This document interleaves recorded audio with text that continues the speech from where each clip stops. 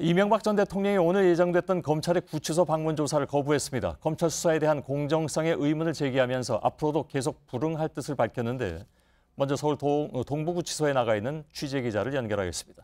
심수미 기자, 원래 오늘 오후 2시부터 조사가 시작될 예정이었죠? 네, 신봉수 첨단범죄수사 1부장과 검사 및 수사관들은 이곳 서울 동부구치소에 오후 1시 20분쯤 도착했습니다. 약 2시간에 걸쳐 이 전 대통령 측 변호인 강훈 변호사를 통해 조사에 응해달라고 설득을 거듭했지만 불발됐고 오후 3시 30분쯤 철수했습니다.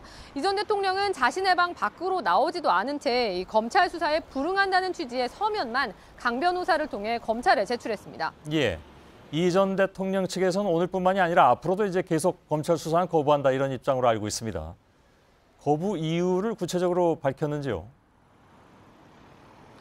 이 전 대통령은 검찰에 제출한 자필 서면에도 구체적인 이유를 담지 않았다고 합니다. 앞서 강훈 변호사는 기자회견을 열고 이렇게 말했습니다. 전직 대통령으로서 법 준수 차원에서 소환 조사에 응했지만 구속 이후에도 주변인을 끊임없이 불러 조사하는 등 공정한 수사를 기대하기 어렵다라고 했습니다. 정치 보복이라는 단어를 직접 거론하지는 않았지만 검찰의 수사 자체를 인정하지 못한다는 취지로 보입니다. 예. 검찰은 조사를 계속 시도한다 이런 방침이죠? 네, 일반적으로 구속 상태 피의자는 구치소든 검찰청이든 예정된 조사실로 나와야 하는 게 원칙입니다. 하지만 전직 대통령인 점 등을 감안해서 검찰은 이 전 대통령을 강제로 조사실로 나오게 하지는 않을 걸로 보입니다. 다만 이번 주 중으로 지속적으로 이 전 대통령을 설득하겠다 이런 입장인데요. 조사 때부터 지금까지 이 전 대통령에 대한 예우나 배려를 충분히 해줬다는 입장이라 조금 답답해하는 모습입니다.